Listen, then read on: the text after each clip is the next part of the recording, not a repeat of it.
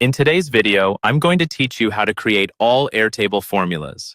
Formulas in Airtable are a powerful way to calculate values, transform text, and work with dates automatically across your records.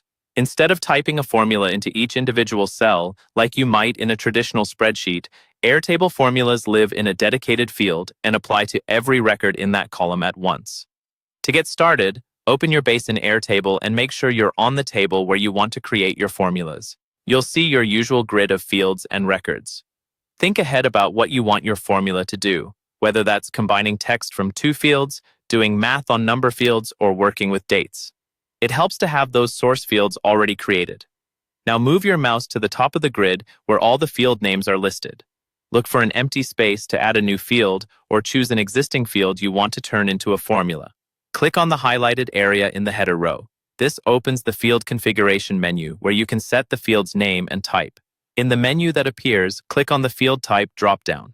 By default, it might be set to something like single-line text or number. From this list, scroll until you find the option labeled Formula and click on it. Selecting Formula tells Airtable that this field will be calculated from other fields instead of manually entered. Once you choose Formula, a formula editor box will appear. Click inside the highlighted formula input area. This is where you'll type your expression.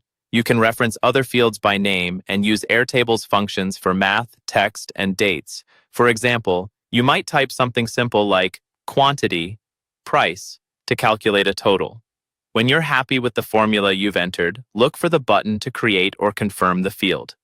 Click on Create Field. Airtable will validate your formula, and if there are no errors, it will instantly calculate values for every record in that column. After the field is created, you can refine it by clicking on the header again. Use the highlighted options to adjust formatting, rename the field, or tweak the formula as your base evolves. Over time, you can repeat this process to build out all the formulas you need, turning your Airtable base into a dynamic and automated workspace.